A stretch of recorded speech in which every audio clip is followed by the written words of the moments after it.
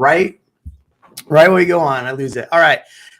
We are live, Real Migos. Thank you, everybody, for joining us. Ian, last week I noticed when I had Anthony on, all the comments took a while to like really start populating. So maybe that's what's going to happen. Nope. Dinosaur D's here, our favorite mullet man. Okay. So this week I am really excited. Jennifer Verdon, who is running for mayor, is joining us. We're going to talk about all the fun issues that are Austin. Dan Parker's visiting from San Diego. Dan, what's up? Dinosaur D's here. What's up? So we're going to go through all the fun topics. We're going to talk about maybe the homeless situation. We're going to talk about taxes. We're going to talk about everything you would want to ask a mayoral candidate. So Jennifer, thank you so much for joining us tonight. I really do appreciate it. Thanks for having me, guys. Glad to be here. Thank you. And Ian, you missed last week. It was a blast. Me and Anthony went head to head about property taxes. He was on your channel a while ago. He said he got fired because of your, I'm just kidding. But you've been gone. What's going on, Ian? Where have you been? Yeah, man, I was backpacking across Europe. No, I wasn't backpacking, but I did go from Scotland to London to Paris, a couple places in Italy, Switzerland. So I spent some weeks away, and that's actually going to bring me into one of my future questions.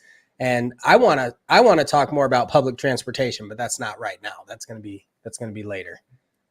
So public transportation, that's a big one. Obviously, Prop A passed a year ago, and guess what? It doubled in price in a year. So definitely something. Oh, and this Saturday, I was going to do a video about this. This Saturday, they're voting in Leander whether to take off and not do the red line that runs up there. So they're talking about potentially taking that money, saving it, and putting it towards something else. So my whole issue with Prop A was that I was questioning, are we going to have that many writers write it? And Leander is facing that same thing after paying years. So Jennifer, tell us about yourself, what you've been doing before jumping in the race as mayor, and then we'll jump into some fun stuff. Well, I was starting to become politically engaged probably about 2018 is when I became more of an empty nester and started paying more attention to city politics. Then in June of 2019, council lifted the camping ban, and in June of 2020, they defunded the police. And 2 months later, I was running for city council, District 10.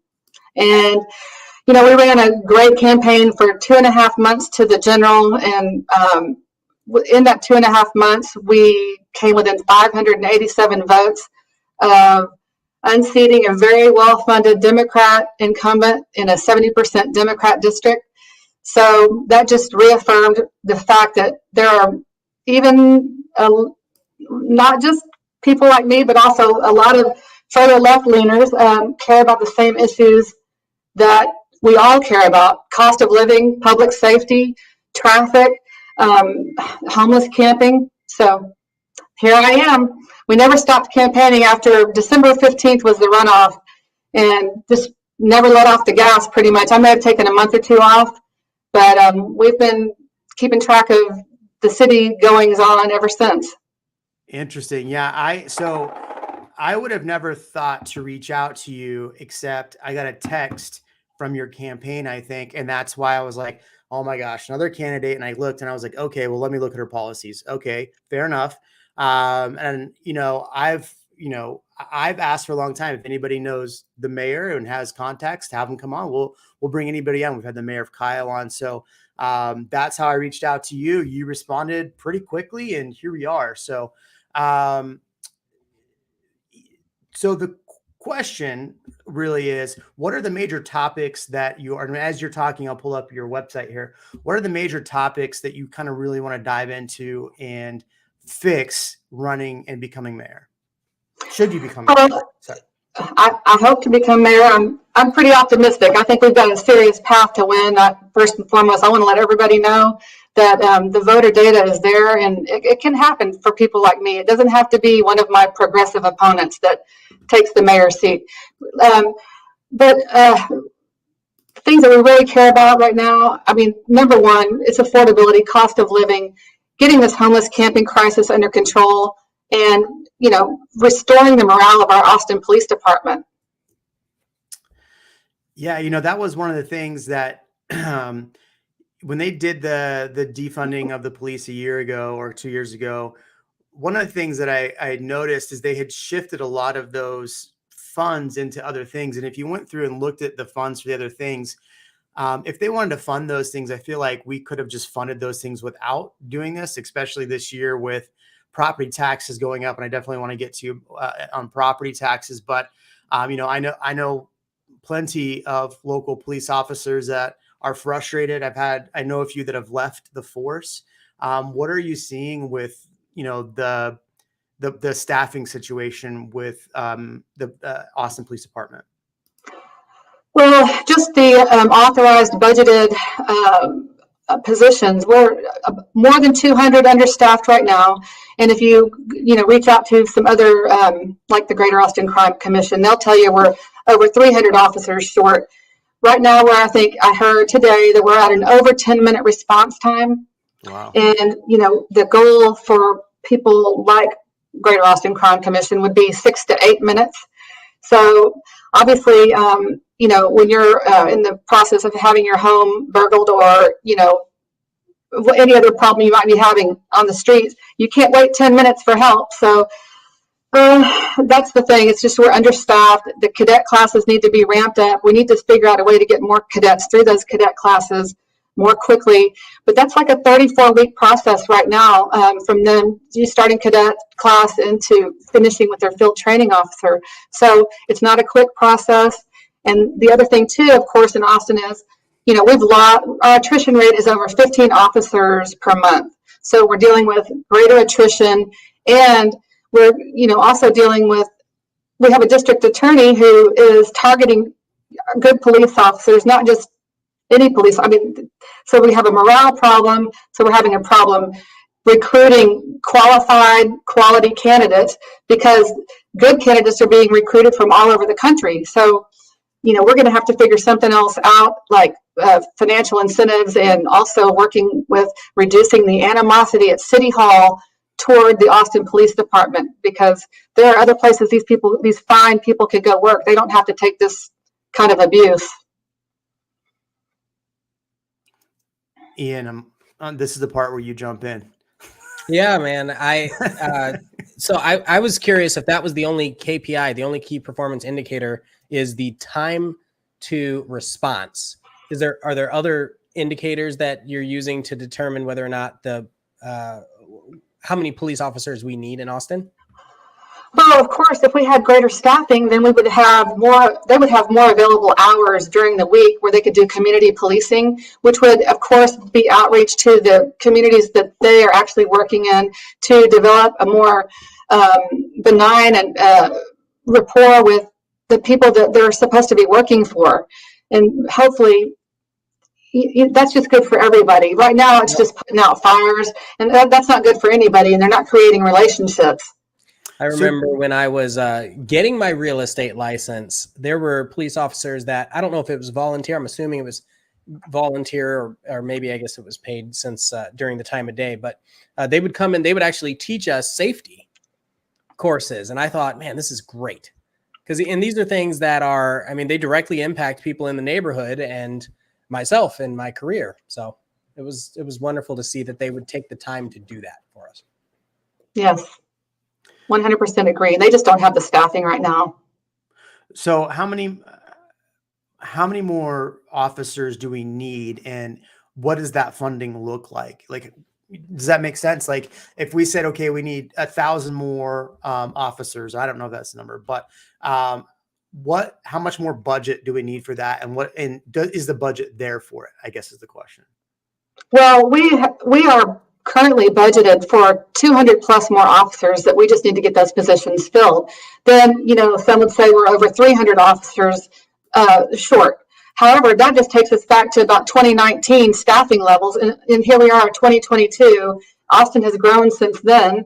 So there's a general consensus out there, two officers per 1,000, and we're not there. We need to be somewhere closer to that, especially in this the nearer term, while we're trying to get our rising crime rate back under control from just the explosion from the homeless camping and then a shortage in police officers. So now all of the, violent criminals are emboldened in Austin, Texas. They know that we're not prosecuting crimes. We don't have the police officers to even investigate crimes.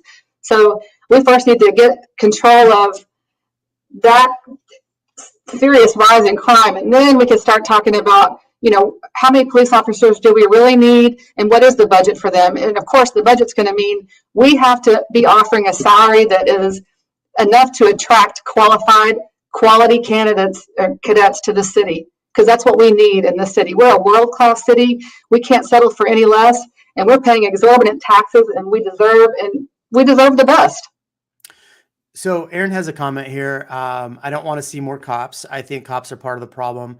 How do you solve the long-term crime problems? So what would you say? Because I feel like this is probably a sentiment of a swath of people, right?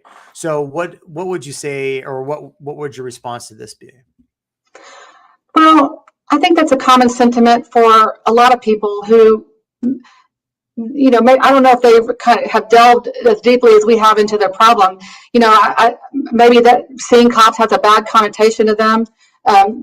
For me, I feel like as the mayor of Austin, it is my firm belief that we need proper police staffing in order to live in a civilized society. And, one of the only things that's going to help us get this homeless camping crisis under control is our police officers to enforce the camping ban. And there's really just no other way to do that that's going to make sense. I mean, I'm willing to talk more about the homeless camping and the solutions to that, but it's going to take officers. You can't live in a city of over 1 million people and not be properly staffed with police.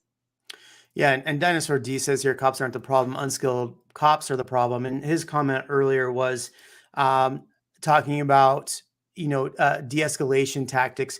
Do we have the time, and are we spending currently, and should there be a plan, if not, to have more skills and training for officers? That's one of the big things that they just did when they ceased the cadet classes altogether for 2 years. That was all under the guise of revamping the curriculum. When what they should have done was not stop the cadet classes. They should have, as Admiral Inman said in one of the commencement ceremonies back in March, February or March, that they should have changed in process, not halted the cadet classes altogether. There's always room for improvement in a police department. Always. I mean, they should always be improving. And de-escalation, I agree, is a huge part of being responsible police officers, not being overly aggressive, not doing things that the situation doesn't call for. And of course, you have to always balance that with the fact that police officers are running on high adrenaline. And, we all feel stress in our lives, but I can't imagine what they feel every day when they leave the house for work, all day long at work. So, we can't be antagonizing these people either. We need to comply and deal with it in the court. Don't try to do it on the street, and just understand, I think most of the cops are doing their best. Of course, there's some bad apples. There always are in every industry. Okay. Ian, anything you want to add there? There was actually just a report that came out, and it's so tough when you're looking at any kind of data like this, because there's always a lagging indicator. But there was a report that showed Austin was, I think, number 2 lowest murder rate, and there were other crimes in there, but as far as crime goes, Austin was still quite low. However, obviously, not knowing how recent or how current that data is, my question to you is, and this is something that everybody who's watching this channel is curious about, everybody who's a citizen of Austin and surrounding areas are curious about, where would you recommend they go? And I know you have to be careful with this, to find out the best information for neighborhoods and for crime data in their space. Well, I think you can get all that data from Austin Police Department. I know that may be older data, right? It can be older. If you ever want to get back to me and ask me what the data is, I'll dig for it and I'll get it for you. because I have to do that regularly. And I do want current data. But I wanted to go back and just say one thing about the lower murder rate. That's all great, but it's not okay with me that the murder rate doubled last year. I mean, that doesn't make it okay because it was low to start with. It needs to stay where it was. And it's just, that to me is not a great argument. What are some of the things that attribute to? There should be no murder, right? But Right. But if you look at it, if we've doubled in population and the murder rate's doubled, then it's all moving congruently. Well, we haven't doubled in the same amount of time. I see what you're saying, but our population growth hasn't doubled in a year. It increased like 4% or something like that, 3.5% from the previous year, which was 3.5% from the previous year, which is an influx of about 150,000 net people. So that's a lot more people. Absolutely. It's probably more than that. So, but what you're saying is correct. You know, as population goes up, you're going to have more crime. You're going to have more things happen.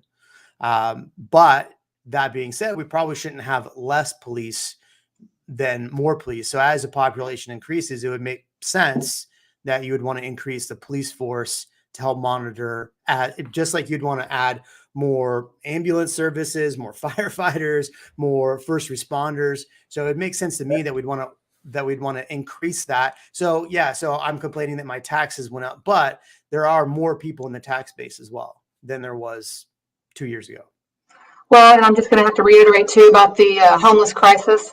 Those are, you know, typically drug addicted, mentally ill people that are very unpredictable, that add to the feeling of being unsafe in Austin. And it is going to require more police. I mean, it just is, until we get it back under control. Where I would have to say that my goal is to enforce the camping ban, no exceptions whatsoever, and have no more enabling that lifestyle in Austin. So that's a good point. You know, this was a big issue in Austin for the last couple of years, and from when they got rid of the camping ban, when we reinstated it, we did see a population growth of people in the homeless. The problem with that, though, is we were in the middle of COVID, so the counting wasn't very good for the last 2 years. So obviously we've reinstated the camping ban. What are some things that are being done that we should be doing to actually help with the problem of homelessness in Austin? Well, first of all, we have to face reality that these are not just people that missed a paycheck and got evicted. I mean, there's a very small portion of the homeless population that is that type of person. And in Austin, we have brick and mortar shelters to house those types of people, the entire population of that particular bucket. But then we have the two other buckets, which are mentally ill and the drug addicted. And the thing about the mentally ill and the drug addicted are, you know, sometimes in life, you know, we have to have an elderly parent declared incompetent. So, you know, this is kind of along the same lines as if, you know, once somebody has demonstrated to us, the taxpayers, that they are serial rehab failures as far as their drug addiction, at that point, it's a lot of tough love. You know, those people are going to start getting arrested, and their encampments are going to be eradicated on the spot, and they're going to go to jail, and we're just going to have to make it very inconvenient and uncomfortable for them to try to live that lifestyle here in Austin. And eventually they're going to move on to another city that enables that lifestyle. Now, as far as for the mentally ill, we need to start identifying national and state level funding for mental health facilities. We cannot ignore the fact that there is nowhere for these people to go, and it's not their fault in most cases, and their families can't take care of them. And those are actual people that I really feel like we can do the right thing by, but we cannot expect the Austin taxpayer to shoulder the expense for mental health facilities, because if we do that here, they're going to come from all over the state, if not all over the nation, just to get the mental health treatment that they need on the taxpayer's dime. Just like how when we enable the homeless population to live on the streets, we just become a magnet for it. So we can't become a magnet. The Austin taxpayers cannot afford to pay for the rest of the country in any regard. We are so busy trying to cover our own bills. We have got to be smart with our tax dollars. Fair enough. Anything you want to add there, Ian? I actually wanted to move on to another subject that was based on her response to that. Sure. And that was going to be the UBI. So Austin City Council is voting on UBI Thursday. And I know that I was looking at your Twitter profile. I know that you and the current mayor, Steve Adler, have very different positions. Can you go over that and kind of explain that for people? So, no doubt about it, that UBI is an insult to our intelligence. I would never propose something I would never try to get something past an Austin voter or a taxpayer, something that's $1.2 million to help 85 people. In some cases, an individual getting $1,000, not even a family getting $1,000. We have no idea, then somebody's going to be paid $150,000 to track what these people do with their, $12,000 a year. And all I can see is somebody leasing a Beamer or, going to Coshada. That's just ridiculous. I mean, that's like giving a high schooler $1,000 a month to do with whatever they want. And then they start budgeting their life that includes that $1,000. And then when this year is up, how are we going to terminate that program? They're going to say we can't terminate the program because now these people are used to having that $1,000 a month. It makes no sense whatsoever. And it's a socialist program, and I'm not for that at all. But in regard to the Twitter, the tweet, yeah, we could take $1.2 million and we could give those EMS workers a $1,400 per year raise rather than 14 cents an hour, which is another insult from city council. Or we could authorize and budget for more police officers. I mean, there's all kinds of things we can do with that kind of money. It's just typical of the waste that they're so cavalier with our money. It's interesting. You said 85 people. So just for people that may or may not know, UBI, we're referring to the universal basic income, where there's almost a per diem provided to people just for being citizens, essentially is what it is. And there's a vote from the Austin City Council to decide whether or not they're going to provide. Do you remember? Can you tell us the amount to each of these people? $1,000 per month for 85, either families or individuals. So it's 85 parties to receive $1,000 per month for a one-year pilot program. And how do they decide? We have so many needy people in this town, so many people that could use $1,000 a month. How would they possibly ever have an equitable decision on who is to receive that money? How do we know? What day to apply, where to apply, what makes us the most competitive in the application process? Is somebody going to get a leg up on somebody else because they're going to get inside information or have some help from somebody that they might know in the city to be approved for that program? It's just rife with problems, and it's obvious. I mean, it's just common sense. Well, and one of the reasons why I asked that specific question, I feel like that's a direct correlation to the homeless conversation, just because if you end up with a population currently living in tents or with a mental disability, then now they're provided this income. Do we think that's a positive or a negative? How does that impact our environment? And so I think it's a kind of like I said, a correlation. Well, I guess my comment to that would be I would be really worried about the fact that somebody that might have an addiction problem or a mental health issue be given $1,000 a month. They can't be relied on to spend that money responsibly.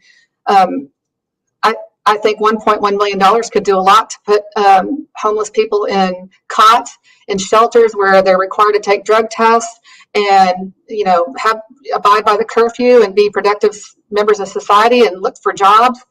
But I'm not at all about enabling anybody living on the streets here in Austin. Fair enough. I mean, what was interesting during the time that we had that amount of people on the streets, I had clients coming into town to look at homes, and we went to downtown. I stopped personally going downtown for that reason. And it was actually right before we did the vote. I took a client who was a very good client. We went to dinner, and they were appalled because in front of City Hall was lined all the way around City Hall was tents. And so, I think there's ways that we can, you have like Community First Village, which I donate to. I've donated time, money, and energy to them. A great organization. So and the thing about Community First is that it's not funded by local government. It's all by donations, and they run a very tight ship there. I mean, part of the thing with Community First is you can't have a drug problem. You can't do drugs while you're there. They do a lot of really great things for the people there. And one time I was volunteering and somebody came in and they're like, well, how safe is this here? And I'm like, what are you talking about? Look at all these people. They're amazing. So I think there's a lot of really great people that are on the street that just need help. I know right now we've done quite a bit. We spent millions of dollars on hotels for people. If you go to parks, there are parks where people are still camping in.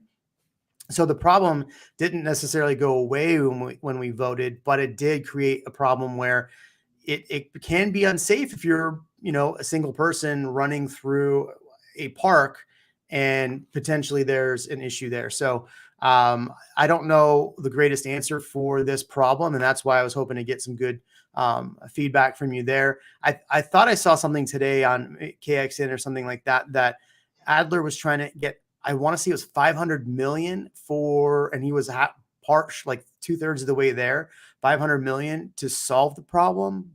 I don't know if that was to solve the problem, but am I accurate in that? That's about right.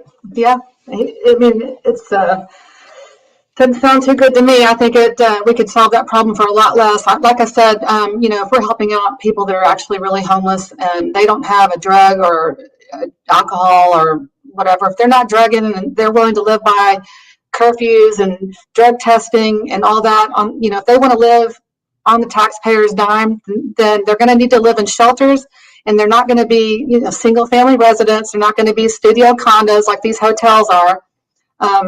We're going to have to get serious, down and dirty. You have to motivate people to want to improve their situation. If you start giving them studio condos in these little boutique hotels that they're going to end up being for about 10 minutes, I mean, what's the motivation there for them to ever get out of that situation and become self-sufficient? Right. So let's move away. I mean, we talked about the homeless thing. We had some really good points there. I want to get into a topic Ian brought up earlier, which was the transit. He was in another country. You can ask the question, but I do want to know, with Prop A doubling in price, I do want to ask the question, should voters be able to vote to bring that down or to amend that bill or proposition? That's for me, not Ian, right? That's more for you, but I do want to get to Ian's question about travel. I am all over getting that back on the ballot. The city council can put Project Connect back on the ballot with a majority vote of the existing council members. Easy peasy right there. But the other thing is too, when we voted on that, it was $7.1 billion. And there was no clarity. We still haven't received any of the federal funds that, we were promised were going to be, kicked in for this project. We voted on something that we had zero clarity on. And I am not at all a proponent of Project Connect. I campaigned heavily against it in my council run. And that's one of the major reasons why I ran. I want to get to Ian, but my 2 cents. I didn't agree exactly what you said. I did not agree with how it was proposed, the verbiage that was proposed. If it was clearer, and I mean, really, we're going to go subterranean in Austin, I would much rather see a monorail in Austin than subterranean.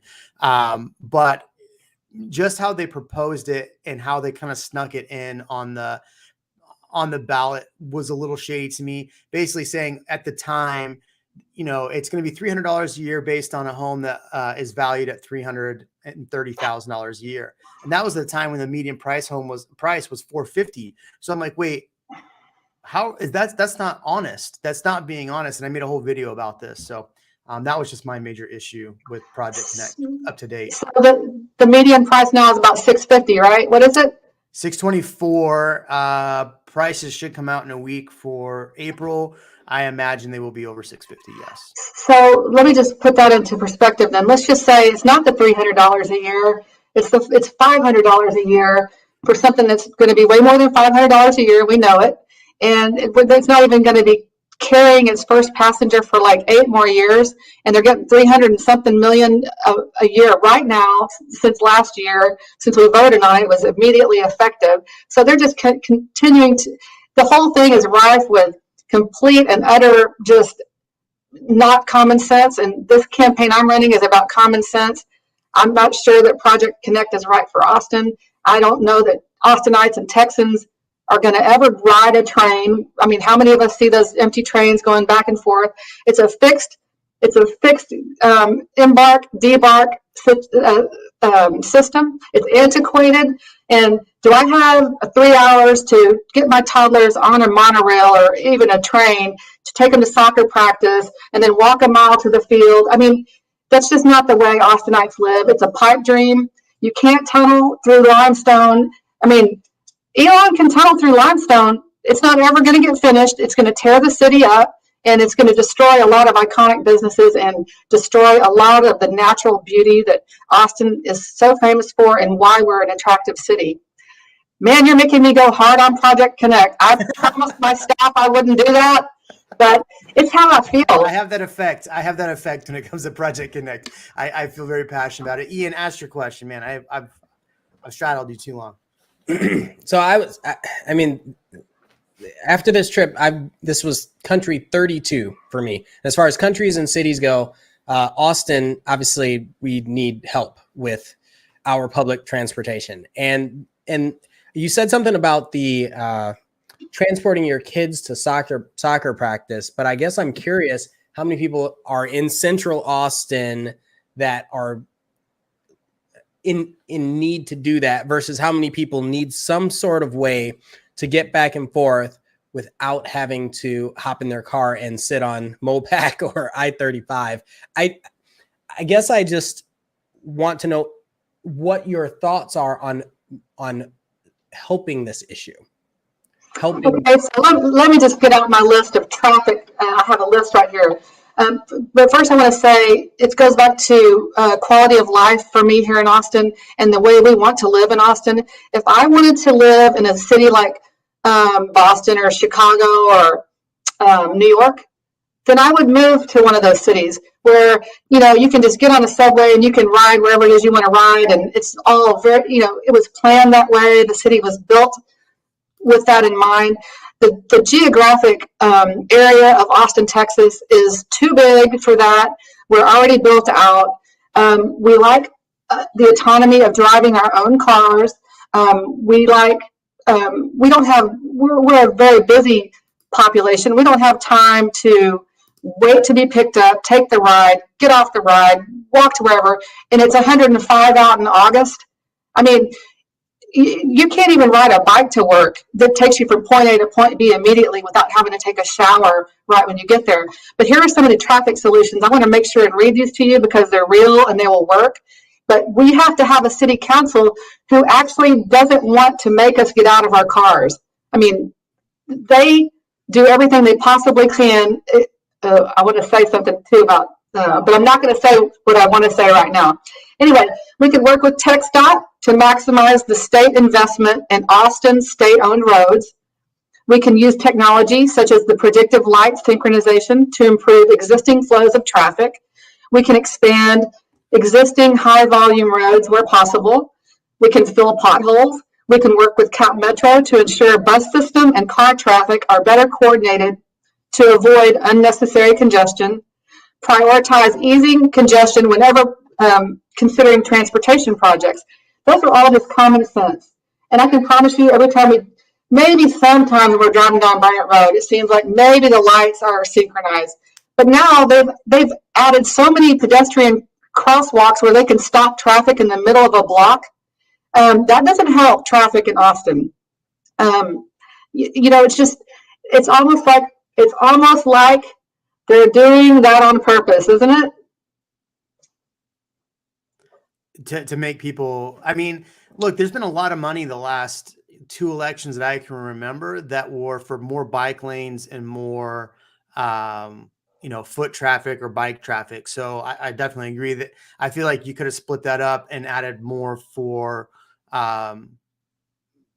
fixing potholes and things like that versus as many bike lanes. I don't bike as much, so maybe I don't get it, but somebody else may really love that Austin is so two-wheel friendly. Well, and for those who don't know, we have a very strong bike lobby here in Austin. And I think you can drive down almost any street and tell that. Like Shoal Creek, for one, which I get calls all the time about, they have turned that into the most visually unattractive street with obstacles and hieroglyphics and signs and little tiny narrow car lanes. This all has to do with possibly the city council and all these bond projects, but it's the bike lobby too. And all you bikers out there, I love you. I ride mountain bikes on the streets. I don't go trail riding that much, but I definitely like to bicycle. I've never felt that what they have done, just the hyper example for me is Shoal Creek. They had completely destroyed something beautiful in Austin by bike lanes and white poles and those speed humps, those little white bumps that they have put on the street to keep cars from going into the bike lanes. If a toddler on a training bike hit one of those bumps going, 6 miles an hour, he would be flipped over the handlebars and landed in the pavement in probably a car lane. And it just makes no sense to me whatsoever what they have. They've gone overboard with, I guess, trying to appease the bicyclist. And I love to cycle. Ian, you're smiling. I mean, I just broke my hand for the first time ever by cycling. I also love to cycle. I think that it's one of those issues that it's hard, it's challenging, right, to do it right. And I think you're right with the overboard part of it, because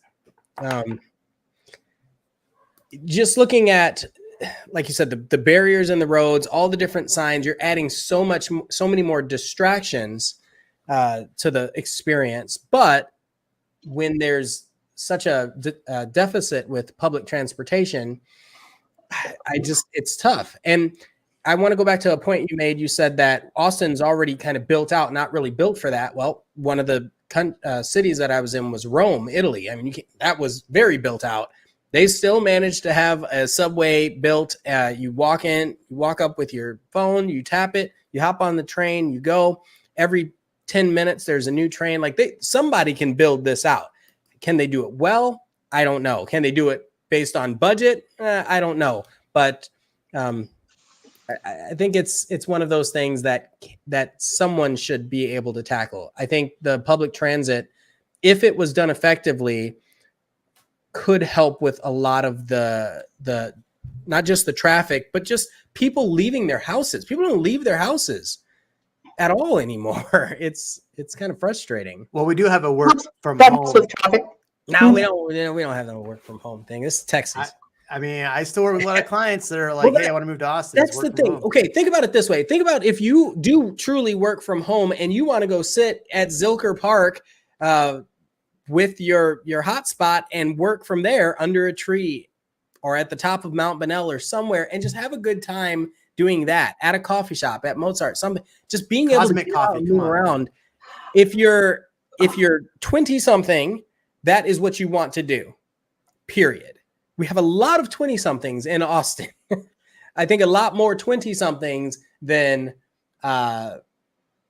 retirees, I think is the word I'm going to use at the moment. I don't know that for sure. I don't know the stats on that, but that's why I'm curious about it. We have a lot of an amalgamation of different cultures and ages and lifestyles. And I think that Austin, which this was going to lead me to one of my questions. What do you see Austin being in 10 years? But we can hold that one for a minute.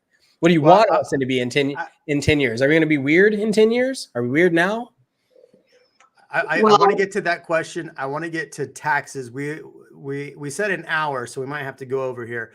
But I want to get to that. I want to get to taxes and property taxes. And I also want to get to this question that everyone is asking about. I know which one you're talking about. Which is the marijuana one, right? Yeah. This one right here. So I want to get to all three of these questions before we go. So any other comments on the transit before we pivot? Well, I did have a couple of comments on that. Sure, One yeah. is a lot of times when I think a lot of people that vote on it, of course, it's all about getting out the vote. Austin has a terrible voting history. People don't go vote. And when people think about the train, it seems like Project Connect. They're thinking about an individual traveling alone. They're not thinking about date night. They're not thinking about mom and dad, with 2 or 3 kids, a stroller, baby bag. It really is not practical for a large portion of society. And I think Roger Falk has the website Our Mobility, Our Future, or Our Future, Our Mobility, one or the other. If you go on that website, the website's kind of dated because it was aimed at 2020, but there are so many mobility solutions there that don't involve a fixed rail that's exorbitantly expensive. I mean, there's a combination of things we can do, but it does not have to be. I'm just going to call it like Project Connect Industrial Complex. To me, it's just some way to cost us money, and we're never going to enjoy the fruits of one dime of it in general. So I hate to be such a negative Nancy, but I just feel really strongly that it is not tunneling through downtown Austin. Can you imagine the logistics? So that's all I have to say on that. So we can move on whenever you're ready. What was the question that you were going to ask? I totally forgot. I was reading through these comments and they're great. Aaron and Dinosaur D, I love you both, but I'm afraid if I put your comments up, I'm going to get demonetized on YouTube. So I appreciate you though. I think it was asking like, where would you, if you were elected as mayor, where would you want to see Austin in 10 years? I'm talking like industries, population size, and then what is Austin actually known for in 10 years? What is your vision? I want Austin to be beautiful and clean again. I want it to continue to attract, large and small businesses. I want people to feel safe on the streets. I want, it's going to continue to grow, and we just want to manage the growth, keep the city clean, keep it safe, keep it attractive to, if we keep it attractive to businesses, it's just going to be good for our economy, and it's going to hopefully enable more of us to stay here and want to stay here. Do you think Twitter should come here? Sure. I have to ask. They got free land in Gerald, right? That's right. Courtesy of what Congressman Schwartner. Is that who it was? I just read it was yeah, okay, perfect. All right, let's talk about property taxes, right? Because I did a whole video about this last week. I want to go over it briefly if we can, but this year we saw the tax district. Most people saw 50 to 60% increases their valuation. 2 of my properties were valued over what anything has sold for, which was a shock to me. A lot of people gave me a hard time about talking about my investment property and how much my investment property went up. The point I'd still like to make about that, though, they're like, oh, you're rich, you do whatever your comment was rude, but thank you. But here's the point. If I'm an investor and my taxes go up, they double, which they almost did. They went from $5,500 to $9,400 on one property. If I didn't do anything about it and I just sold my property, because their whole point was sell your property, just sell it, you'll make money. Now you have to take the tax burden because I couldn't get those taxes lowered. So yes, it does make one, yes, you want to get upset with investors. Sure. You're totally entitled to do that, but that does impact you or someone who purchased that home in the future. That's the only point I want to make there. But with property taxes going up as much as they have, values have gone up. What do you think can be done to help mitigate this? Because I think the reality is people don't understand that property taxes going up, voting for bonds that increase property taxes actually hurt renters just as much as they do homeowners. And it makes it even harder for renters to actually purchase a home because those property taxes aren't like when you look at, okay, I can afford $500,000 house, boom. But the property taxes are 20 grand, that eats into your affordability. So what are some things that can be done to address this property tax issue? Well, also the rising interest rates are going to affect that. So first, I mean, the obvious answer is lower the tax rates. As the valuations go up, we have got, as a general citizenry, we have got to lean on any entity that has the authority to levy tax. We have to lean on them as a group to lower the tax rates and make sure they know we're paying attention. And you're right, Jeremy. I have some rental properties too, and I can promise you that for every dollar my property taxes go up, the rental, when I renew my tenants, it's going to go up that dollar plus more for the cushion, because I have increased insurance that happens. I have, the AC goes out. I can't be negative on my investment properties. So, and I wanted to also touch on everybody who's voting for these bonds. It sounds so good. That's all money that's going to come right out of your pocket. It's going to make your rental. It's usually renters that say, well, I'm going to vote for this. This sounds great. This train sounds great. These bonds sound great. And it's not going to affect me because I'm not a property owner. They're so wrong about that. And at least when I own something, I'm getting the appreciation on it. So it doesn't hurt me as badly. But you're right, Jeremy. I hadn't thought about it the way you just said it. If you just went ahead and dumped your investment property and didn't protest those valuations at least as much as you can, well, how in the world is the next person going to protest it or have any ability to get those valuations down if they ask to see that settlement statement of what somebody just paid for it on the open market? That's not good for anybody. Every dime we spend in the city affects renters. I mean, they can face it or not, but it does. They need to be educated in that regard. And that also has to do with, what kind of city are we leaving for our children 10, 20 years from now? Just totally saddled with debt. Nobody's going to be able to afford to live here. I mean, Ian is now an investor property owner of multiple properties. Ian, did you get the shock of your life when you came back from Europe?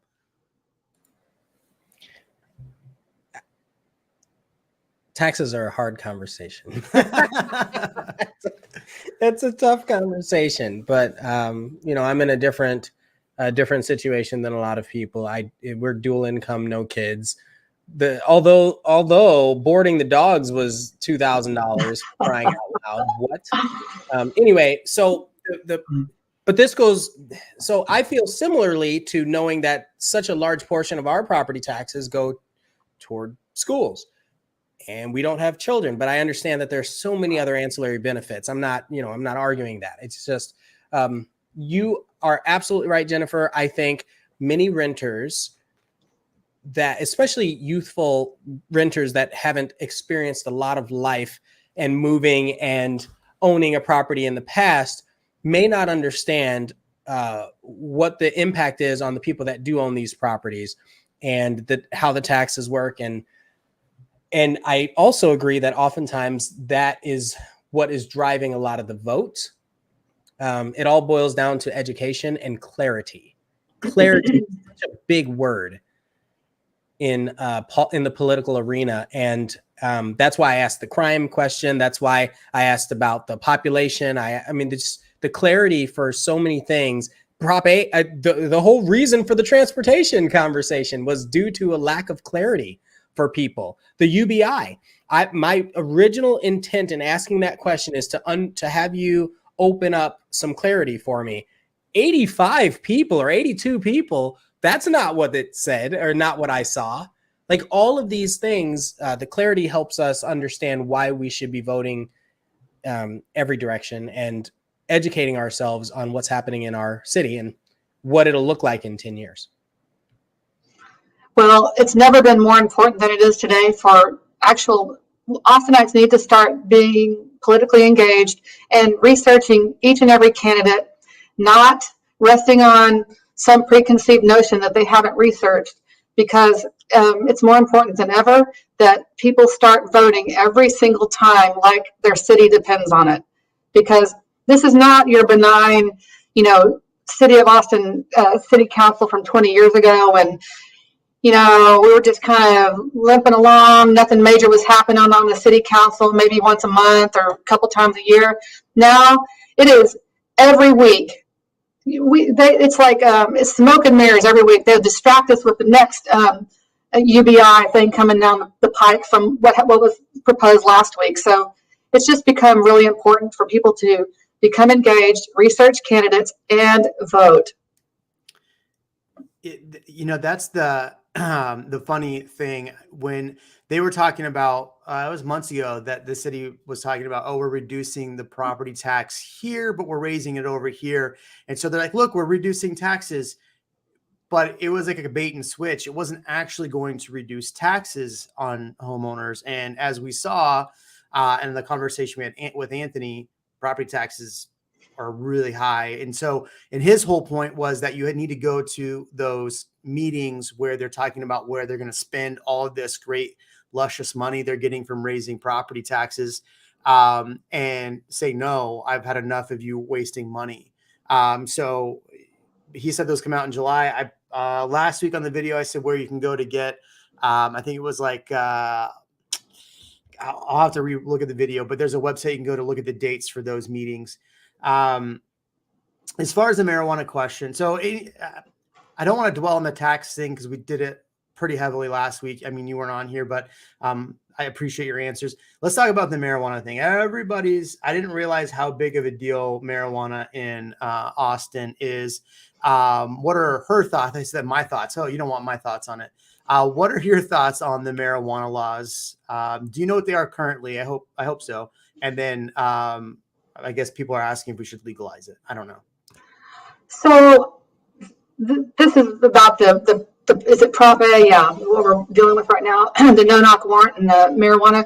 Already the city of Austin is not prosecuting or even arresting low-level marijuana possession. They're giving them a ticket, but they're not arresting them. So if it's not an obvious amount that's intended for distribution and sale, it's already been quote unquote decriminalized. So, and I feel like that's the right thing to do. I actually agree with that policy.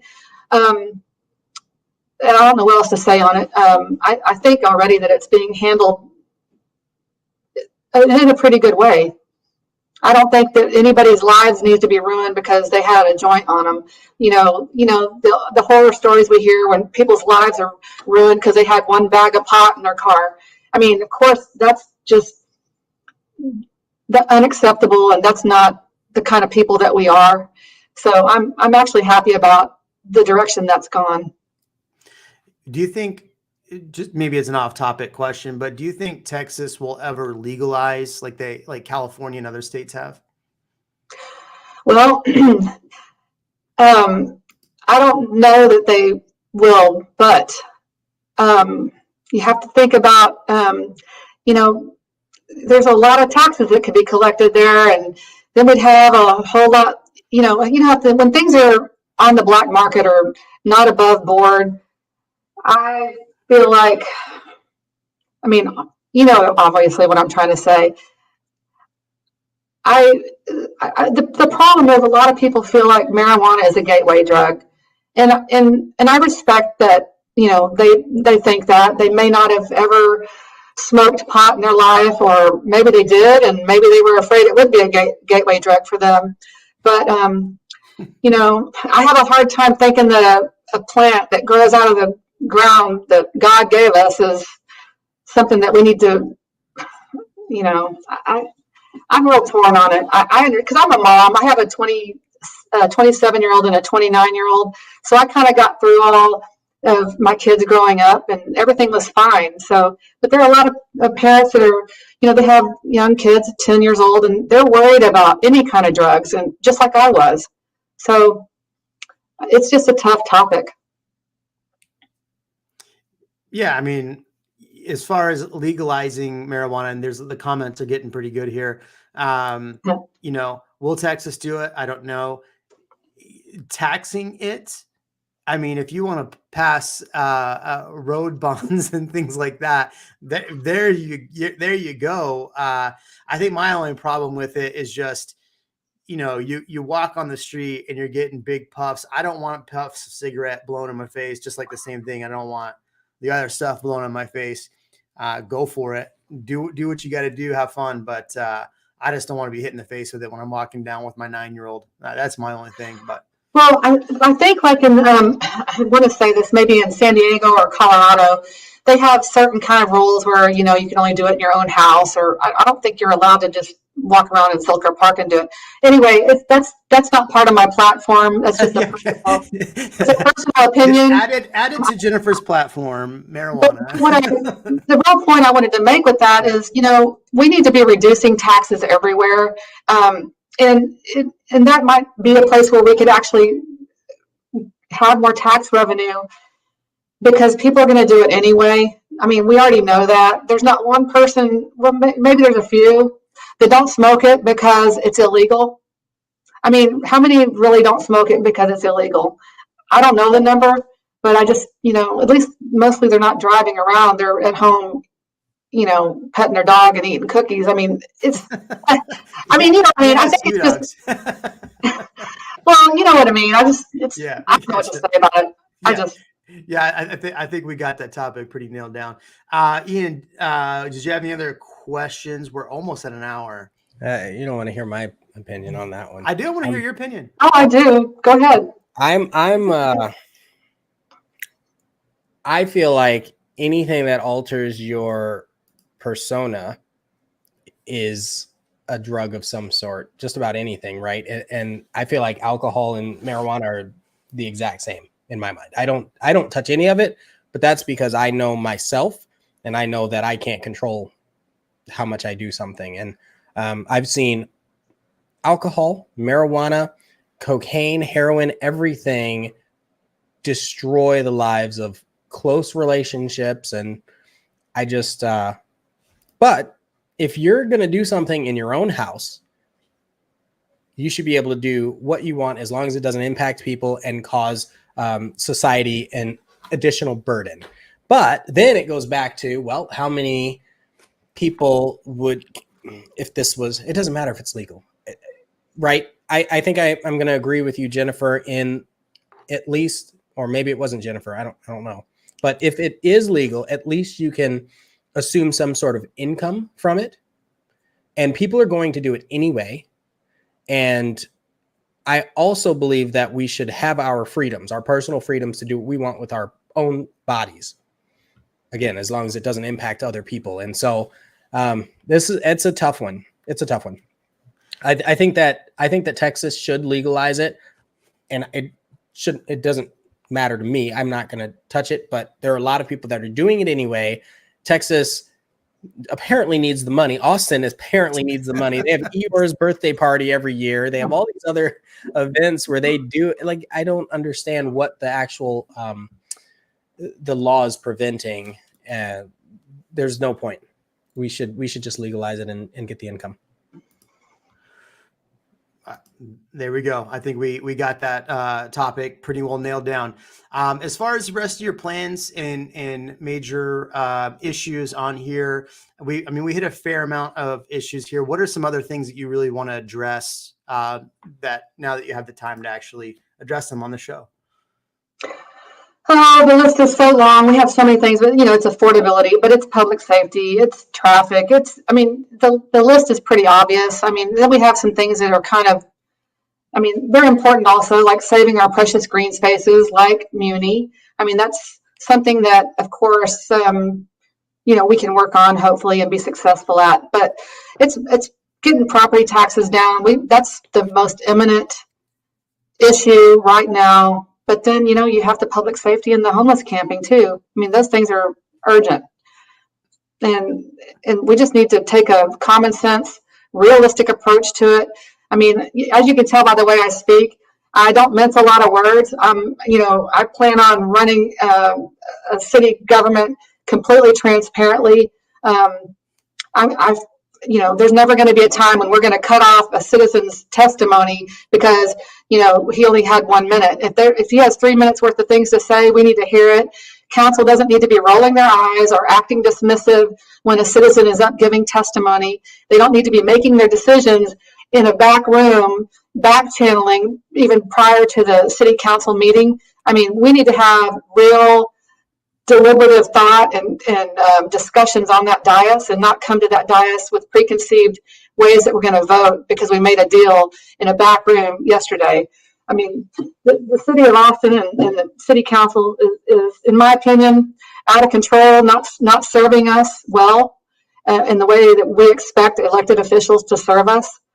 So I'm ready to serve the city of Austin, and I want you to all know that there's definitely a path for me to get elected. We're going to make the runoff, and then I'm going to win the runoff, and I'm, anybody can reach me. Let me just give you my website too, jenniferforaustin.com, and my email address is jenniferforaustin@gmail.com. Please feel free to email me or reach out through the website, and I'm always wanting to hear your comments, and I want to hear where Austin is. What's the sentiment? Anything I said on the show, I'd love to hear how you agree or how you don't agree, because I want to represent you well. Apparently one person really doesn't want more cops. I'm not going to say which one it is, but so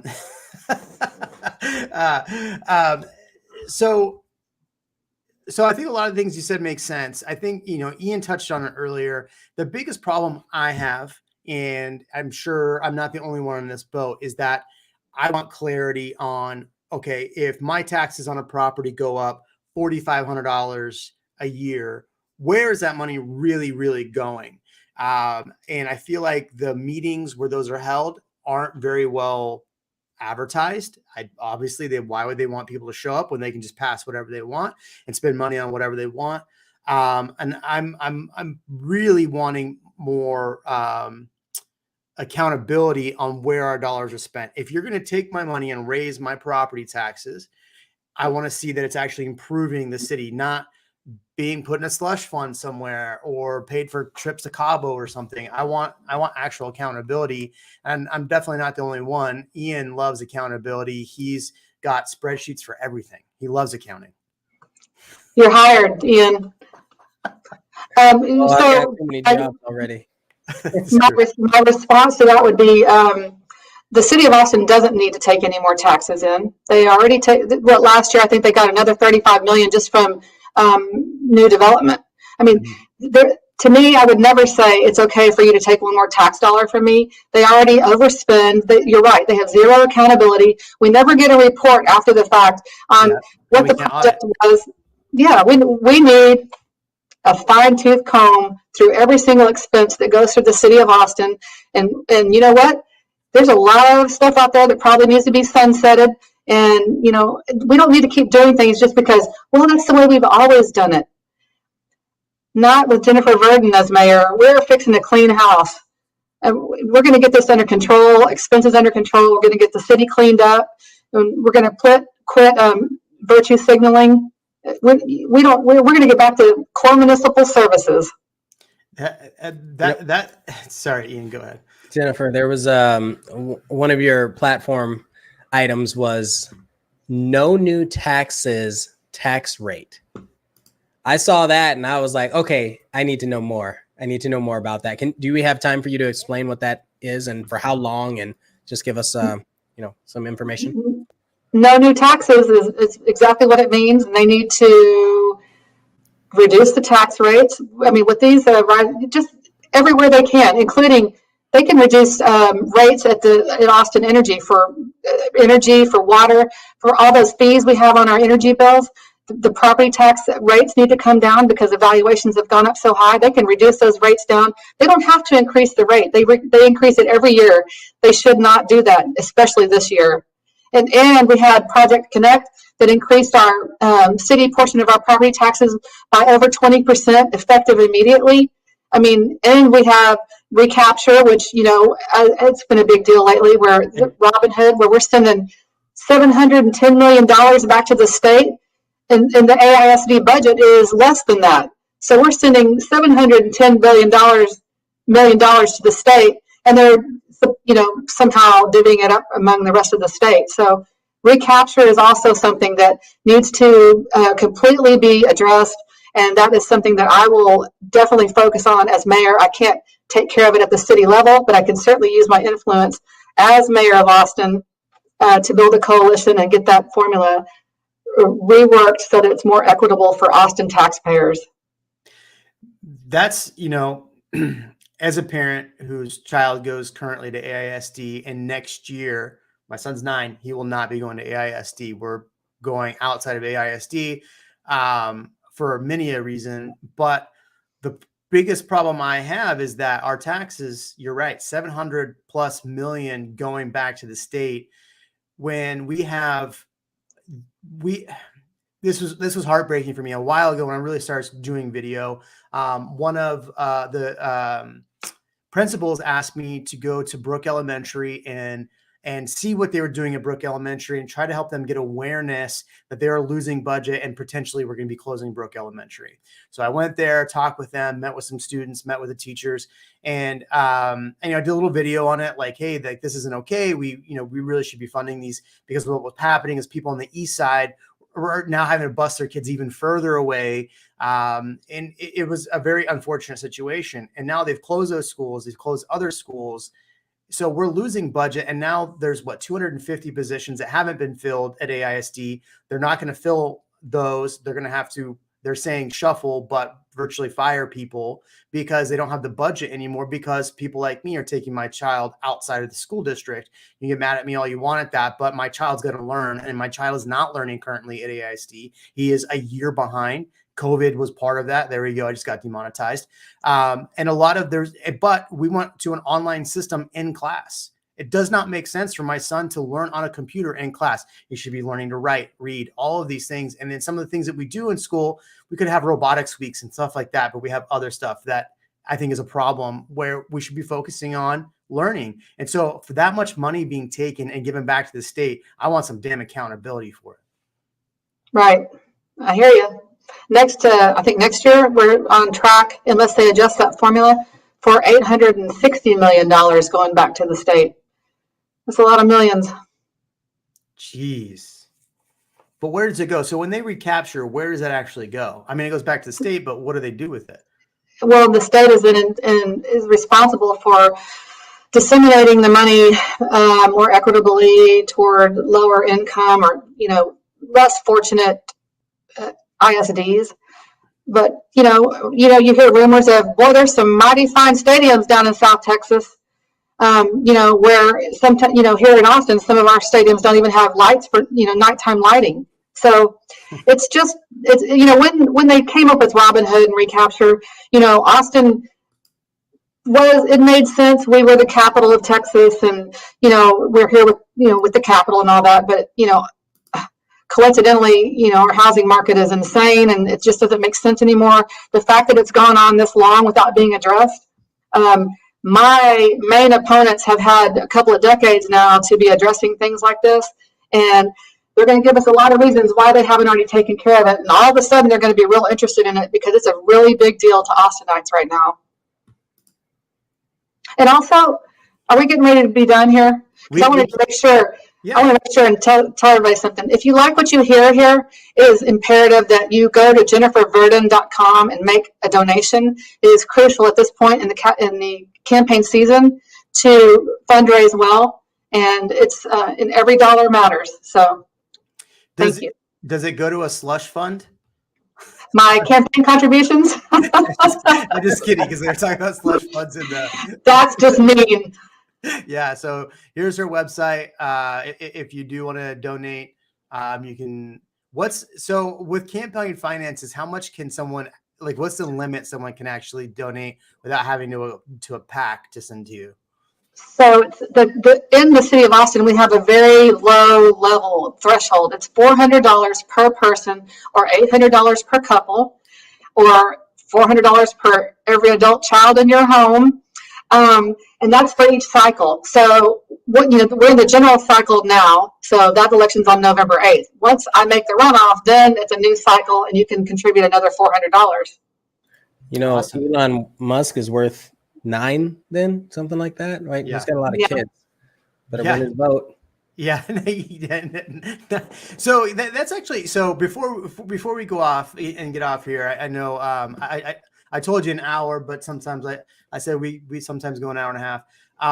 With Elon coming here and a lot of these big companies coming here, I mean, we've given a lot of tax break for some of these people to come here. What's your take on Austin's growth and companies like, Tesla coming here? I love that Tesla's coming here. I love any big company coming here, any small company. Not big on the brakes. Not big on the brakes. That was, and what was the school district that gave him the break for Tesla? It was Del Valley. Del Valley. Yeah. Yeah. I mean, Del Valley was pretty much the only place that had the space. Anyway, Del Valley's life is certainly going to change forever. It's not going to be your grandma's Del Valley. You know what's amazing, what that does do is that I know Elon has done and made strides to make Del Valley schools part of, Tesla's growth. And so think about it like a kid getting out of high school that's going to get education through Tesla on engineering or whatever and go work at Tesla and have a good paying job and being able to stay in Austin. I think that's pretty impressive. And I hope that some of these other companies really do dive in pretty hard on, students leaving UT and going after students leaving UT, going after students leaving Texas State and really recruiting local. I think that would be pretty amazing just to keep some of those like really hardworking people here in state versus having them go to San Francisco or the Bay Area, staying here for a tech job. I totally agree. And that's another thing. I mean, not that I can do much about it, but I love the idea of getting some tech programs back into high schools and quit thinking that everybody needs to go to college. Get these kids some skills and let them be exposed to some things in high school to help them even know if they have an interest in something. I remember taking industrial arts in middle school. I still think about that class. Loved it. Screen printing and the printing press. And I mean, I just can't, I know why we don't do it anymore, because those programs are expensive. It costs a lot of money to buy the equipment, and then you got to find the instructors that are able to even teach those programs anymore. But I love the idea of getting skills for kids in high school. Yeah, I did auto class. I can't fix a car, but I know how to buy them for sure. I think that's my biggest problem with AISD is that there's not enough. Look, in fourth grade, my son's in fourth. Like I was learning about different instruments and playing instruments and being creative that way. I've never once seen anything about any music program at school. Other than singing, I've seen they've singing class or whatever, but, it would be nice to see, like I said, there's weeks where they do certain things. I wish they would do robotics weeks or math week or, something to actually help them be productive people in the future. Well, the things that we actually want them teaching at public school, which is reading, writing, English, math, any STEM subject. How about some music and some art? And then, my big thing is recess. Can we get these kids some recess again? They need to get outside. They need to play. They need to, especially the elementary age children, they need their little minds to not be damaged by the things that we're hearing about the critical race theory and then all the other sexual stuff that they're being exposed to. I just don't think that's good for their little brains, and they just need to let them be children. There's plenty of time for that later in high school. Yeah. Yeah. Fair enough. Ian, anything else you want to add before we jump out of here? I think the American education system needs an overhaul, and why not Austin if we're one of the boom towns, right? Or if we are the boom town. And there are some of the places that are just outside, Manor, I think they invested a lot in their tech program, and Pflugerville, they're doing a good job, little robotics here and there. And so, I don't see why Austin can't make those funds go to good use. So. I agree. Yeah. I mean, think about how much good could happen if we really focused and taught our children usable skills in the future. One of the biggest problems I've always had is that you have all these kids that get these student loans, they go off to college, they get these student loans, and they never are ever taught finance. How to actually, like, there's no class that teaches you how to take your money, save your money, pay your bills on time, how to create good credit, how to do all of these things. Not even in college. Yeah, you have to take a finance class if you want to learn some of that and do a finance degree, but there's no basic, like, you get all these general ed stuff that you have to take. Where is the life class? Like, where to teach you to actually invest in real estate, invest in things, save your money, actually pay your credit card bills. Because I remember in college, like, I don't need to pay this credit card bill. Oh, great. Now I get a 690 credit score out of college. Like, oh, this isn't good. Well, so I was a finance major at UT, and I did take a home economics class at UT, and I learned how to do a tax return, an elementary tax return. But yeah, it's always baffled my mind.